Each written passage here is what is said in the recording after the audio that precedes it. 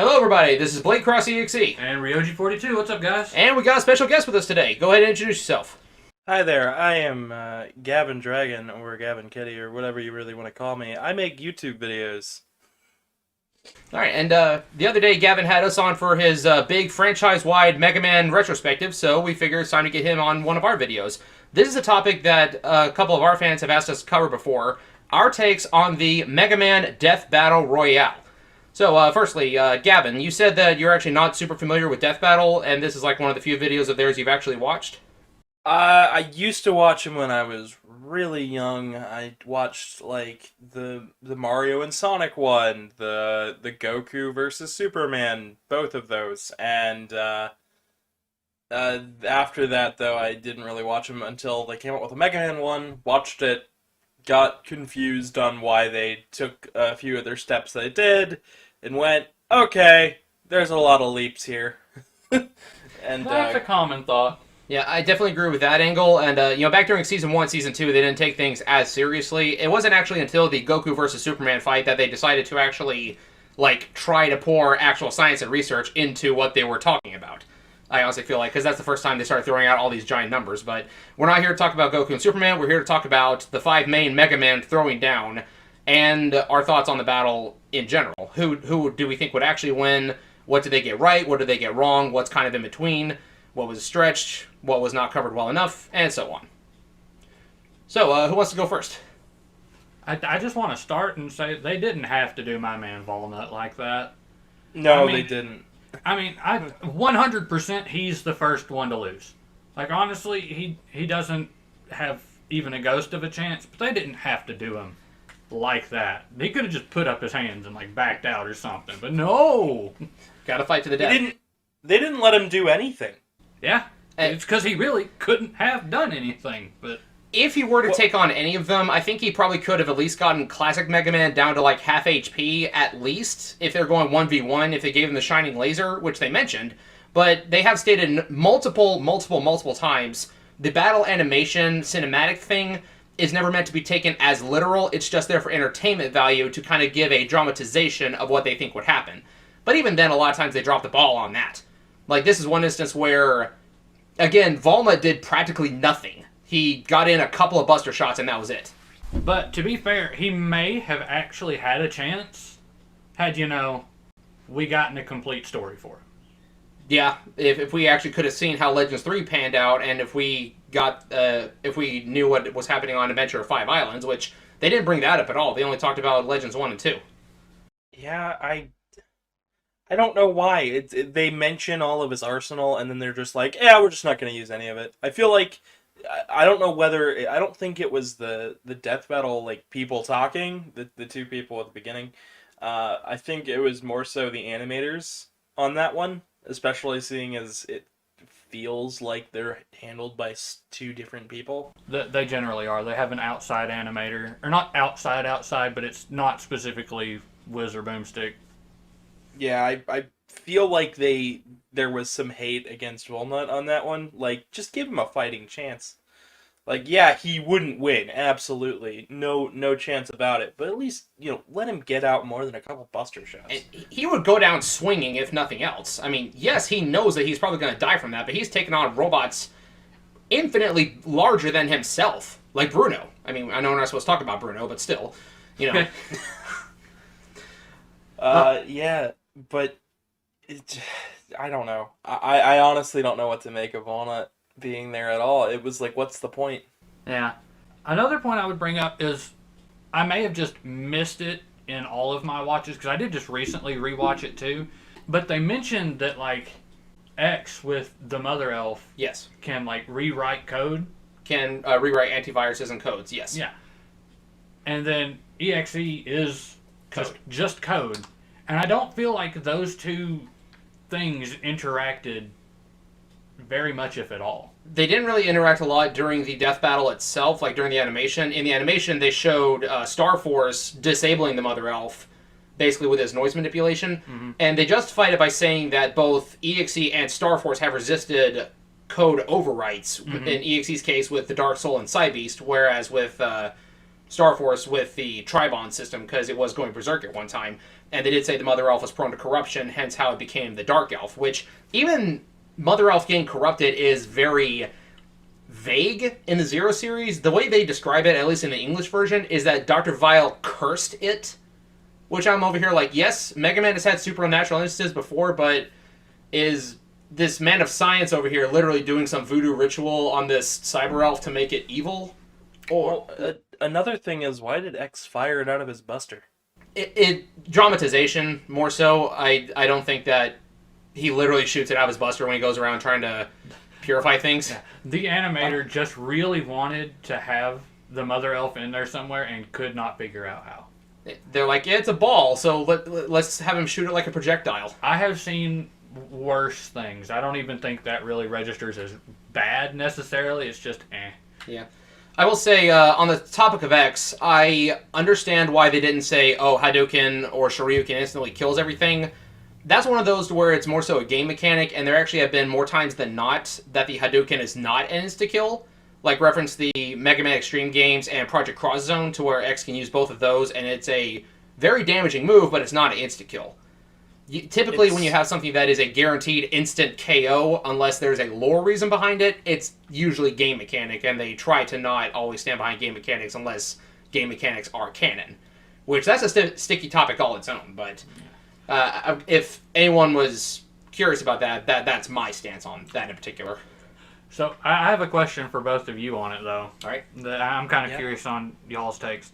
The whole scene they had with the black holes colliding to make the big black hole. Yeah.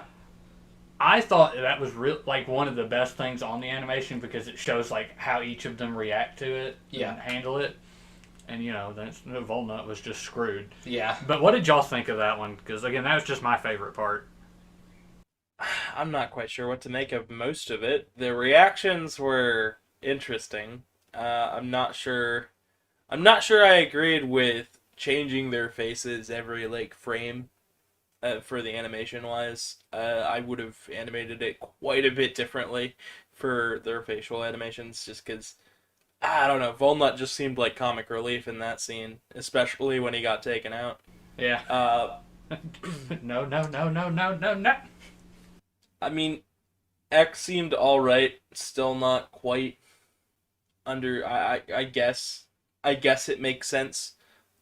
Same with Classic.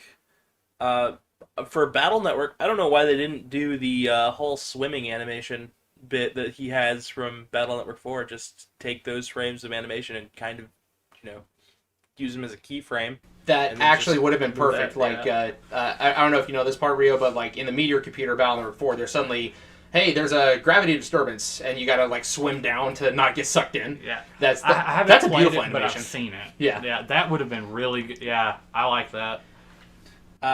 For Star Force, I'm just confused why it ripped his arm off. It was less that the black hole ripped his arm off. It was more so the ensuing explosion of the event Horizon damaged him. It took out his buster arm from the looks of it. Yeah, it confuses me because I don't think he'd be able to stay in Star Force, attire with Omega Sis flown off to who knows where. Yeah. Yeah, that's a good point. Another thing is that they mention, Mega Man EXE's got recovery battle chips, and I'm over here like, did you forget that Geo has recovery battle cards? I get that, again, the animation is not the canon outcome, but you could have shown some kind of resistance there, because Star Force basically turned tail and ran once Mega Man EXE used the recovery chip. Yeah. I did have a bit of a problem with that, too. I did think it was really funny, though. It's just like, I'm not worried about that. Heck, why didn't Star Force use any of his, Mega cards or Giga cards? Yeah. I know they said that outside help is not allowed, that is one of the big rules of Death Battle, but they broke that rule help, though. They broke that rule 4 separate times in this battle alone. They gave Mega Man his Rush adapter, which Rush is a outside source. Is a separate individual with conscious thought, as far as we're aware. At least Ruby Spears like us to believe so. You could debate whether or not the Mother Elf counts, so X had that. They gave Mega Man EXE, they didn't give him any of his double souls or style changes, but they gave him hub style and hub form, which cannot happen without Lan. Which, again, if you're going to have that and show it, where was Lan during the death battle? Yeah. Like, during the battle sequence. I'm okay with you giving him that ability, but show it. The argument I see for, like, the Giga cards and Giga chips and stuff like that... It's image data.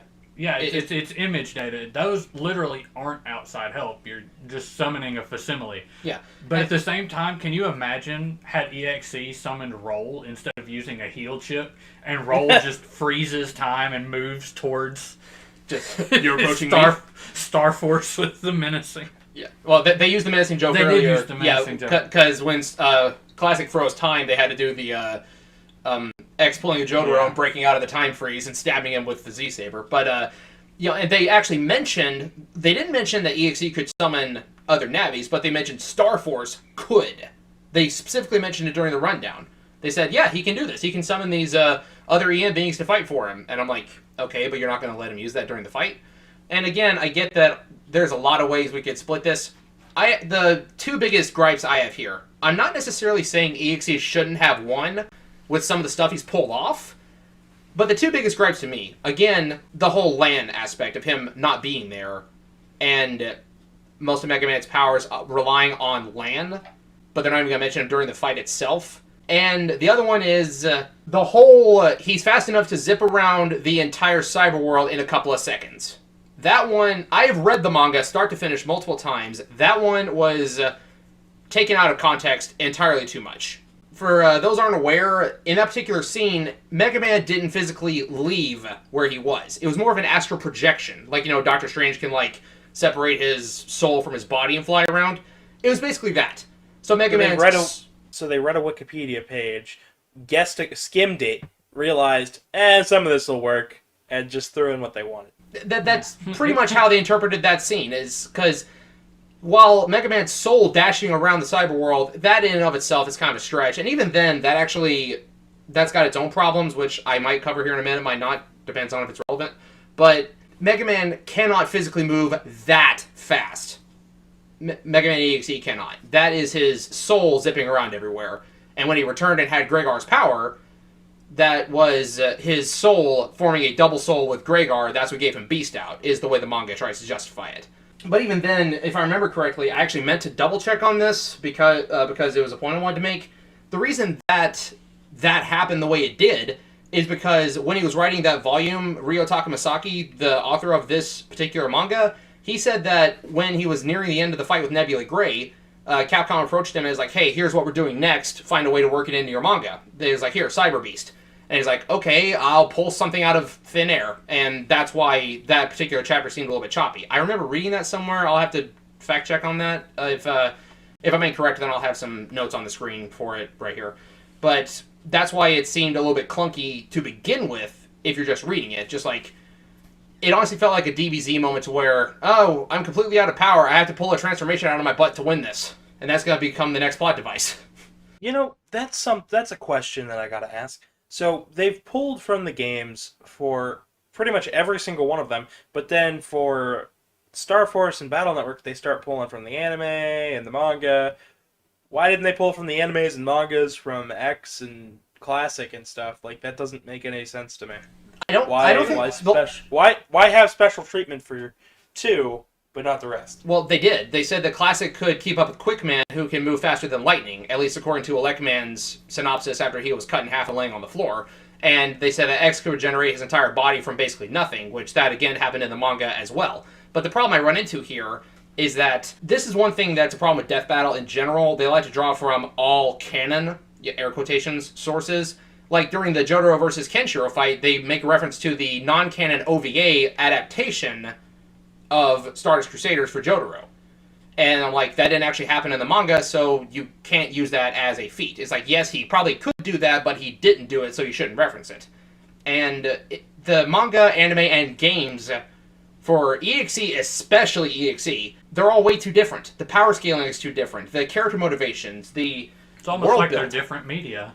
Exactly. And it's not even just like, oh, it's an adaptation, so it's slightly different. No, it's like completely different. I mean, like, Gregar and Falzar didn't become a Super Saiyan Beast and absorb the world in the games, so original source EXE couldn't stand up to that. Now, I've seen a bunch of people saying that based on Geo versus Mega Man in Operation Shooting Star, that Mega Man should always beat Geo. I'm like, no, because Geo was definitely holding back so he didn't, Well, I think they mentioned that too. It's like they do. saying it would change history. They do, and I've also heard a bunch of people saying that Geo should always be EXE because he was at Star Force 3 when he went back in time, and Mega Man was in Star Force 1, or was in Battle Network 1. I'm like, well, you're literally going back to him, and his first game door is not even close to being fully powered yet. Doesn't even have hub style yet. No, that comes at the end of the game. But my personal take is that they were too generous in some areas and not generous enough in others, and took a lot of things way out of context. Again, I'm not saying that EXE couldn't feasibly win this fight, but a lot of things were just done incorrectly, I would say. That's something else about the outside help. They gave him Rush, but why didn't they just give him Eddie too? Or a weapon tank or anything. Why don't they reference that? They let... I don't know. There's a lot of things here where I'm like, you poke holes at one and then you realize you got to do it for the rest of them, and I don't know. I don't want to seem like this animation's all bad because it's well done mostly, but it's enjoyable and entertaining. But as with any death battle, the more focused fan groups or fan bases are going to be able to nitpick it pretty hard. I will say that if we're going by that logic of why didn't he just use Eddie when Rush is also a selectable menu item in the game, then X should have been able to call upon Zero as well, because if you look at the Mega Man Extreme 1 specifically, you get the ability Zero Scramble, where you summon Zero for an attack. So X should have had Zero by his side, at least for a moment. And if we're pulling from that, then Volnutt should have had Serve Bots, because he has that as a special move in Tatsu. That's hilarious. And the thing is, they've actually pulled from fighting games specifically in some previous death battles. Not in a lot of the more recent ones, but in a lot of the older ones, they have. And, I actually think that in a lot of ways, when you're talking about how to power scale a character, I would say what they can do outside of their main source, I think is a pretty well-balanced way of saying what their arsenal and abilities could be, if that makes any kind of sense. Because if you want to take game mechanics as solid fact, like the most immediate thing that I can think of is the Yoshi versus Riptor fight. Yoshi in Yoshi's Island cannot die from getting hit too much. He dies from touching spikes or falling in a pit or getting crushed.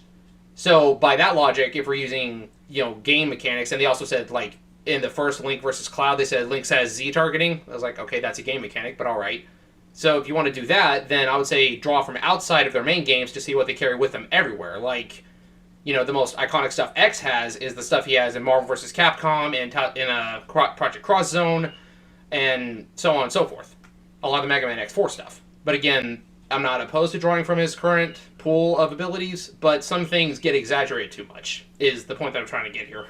I don't have very much else I want to say, but I there's one moment in the video, it's not even the battle, that I both appreciate and resent, and I feel like I have to bring up, given it's me. Yeah.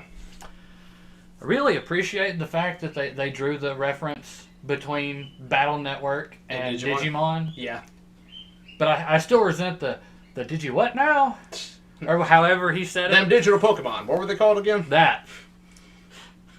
Both times I was just like, why? And like, you've already had War Greymon obliterate Charizard. You're going to make that joke? You've had Renamon fight Lucario. How can you not remember what Digimon is at this point? Yeah, because I can go on a really long tangent on Battle Network and Digimon at this point. Honestly, that's a crossover that we deserve and haven't gotten yet. Like, we should see, like, for Death Battle, I think it would still be pretty one-sided, but let's get Mega Man EXE versus Gallantmon. That'd be pretty cool. Specifically Gallantmon, because we need the whole cross-fusion aspect into things. Yeah. I just want War Gray Soul. Yeah. Mega Man.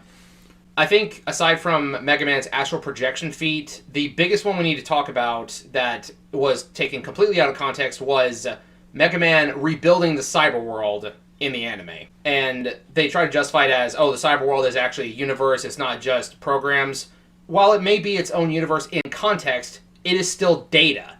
Like, drawing the reference between Digimon, again, Digimon Frontier. Mm-hmm. Like, at the end of that series, minor spoilers here, when they beat the final big bad who has absorbed pretty much the entire digital world, multiple planets in the digital world at that point. Am I correct on that? I know, it's just one specific one. Just one specific planet? Okay. Well, either way, when they Still a rather large planet. when they destroyed him, it didn't create like a big bang or anything, like no big fire explosion. It was just, all the day is going back to where it was. And while yes, it's two different things, if you look at the animation used, because this only happened in the anime, yes, it did have like a spiraling black hole effect when Mega Man was absorbing everything.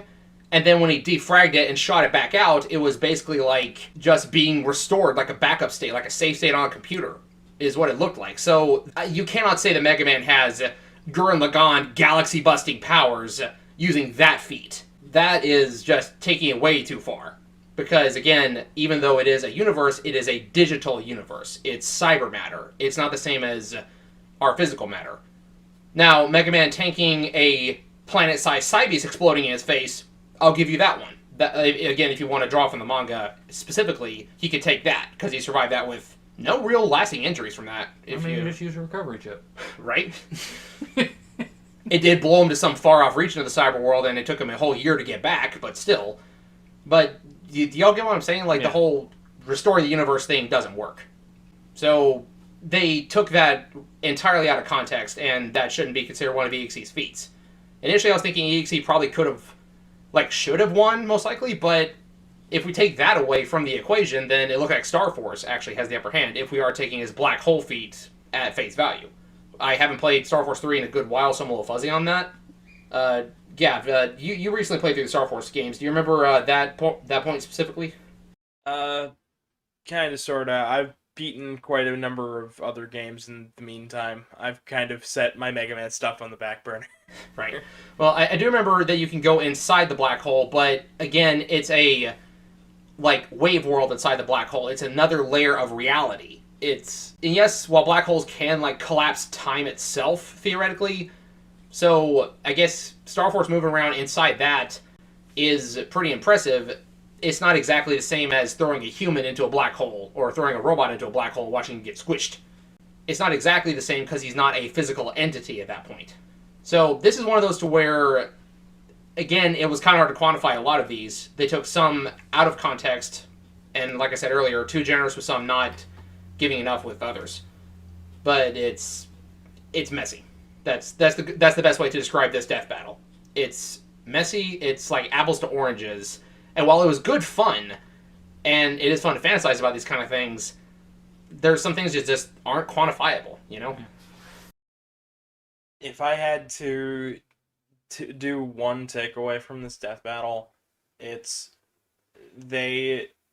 feels like a ranking of how much they like these characters. It doesn't always feel like they're actually, going and taking it seriously. Just sometimes they are, and then other times it's, oh hey, I like Battle Network more than Star Force, and I like X less than those two, and we're just going to stack these on top. Now how do we make that work? And it just doesn't feel like yes, you can have fun with it, but you can have fun with it without making it feel like, okay, we're going to shit on Volnutt, Classic's okay, then X. It just doesn't feel genuine. It doesn't feel like they're actually trying to have fun with it. It feels like more like they're trying to flex that they like a game. That's the best way I have to describe it. I definitely agree with that, especially if you look at some of the early season death battles, like they did Peach versus Zelda, and they said Zelda can do pressure points and bone snapping and throwing knives and stuff at Sheik. But why would you want to do that when you can cast magic? So they didn't give her Sheik abilities, and yet they let Zelda use summons. Or they let Peach use summons, which back in the day they were more strict about it than they are now. Yeah. I guess, and this is going to kind of go into my takeaway from it too. I thought it was entertaining, and again, they just hit and missed with a lot of stuff. I think it just goes back to the adage, the winner is whoever the rider feels like. Yeah. Yeah. Because that's how it goes in the end. But other than that, yeah, I thought it was really entertaining. Yeah, worth watching again after all this time. Yeah, and again, I would love to see some big, other than X-Dive, I'd love to see some big multiversal crossover between all the Mega Men to see what they can bring to the table, see how they would stack up against all the enemies they've had to fight. I would like to see them tackle this one again, but do it with over one, uh, Model X, Model Z, and Zero. I'd like to see them do that set instead, just to see what they could pull, because it'd be a little bit harder for them to get to pull stuff, so they'd actually have to do research this time. So basically, I guess the big takeaway is, for this battle in particular, and for Death Battle on the whole, don't really take it too seriously. It's just a bunch of people having fun, and while yes, it is kind of sad to see some of your favorites lose sometimes, especially when... They didn't have to do them like that. Yeah, they didn't have to do them like that, but even though EXE is my favorite series out of the franchise, I think they exaggerated his abilities just a little bit too much. So honestly, it could have come down to either EXE or Star Force. I really think it should have been one of those two. X would have been a definite close third just because by design he's better than Mega Man. That's just how he specifically is created in lore to be. But again, there's a lot of this isn't really quantifiable. It's like apples to oranges. You can't really compare the two. Because when you get into like alternate realities, when the literal universe is made up of something different than ours, that's not really something we as humans can comprehend or try to quantify. So again, I don't really think it's worth getting butthurt over, but they definitely could have done a little bit better in some glaring flaws with the script on this one. Well, you two got anything else to add? No, I've pretty much said my piece. I'm good. Yeah. Alright, well, thank you all so much for watching. This has been Blade Cross EXE. And Ryoji42. Part of Flash and Blaze Productions with Gavin Dragon. We'll have a link for him down in the description, so pop over and check him out. Check out his Mega Man franchise retrospective and some of his other live streams. So thank you all for watching, and we'll see you all next time. Peace out. Peace.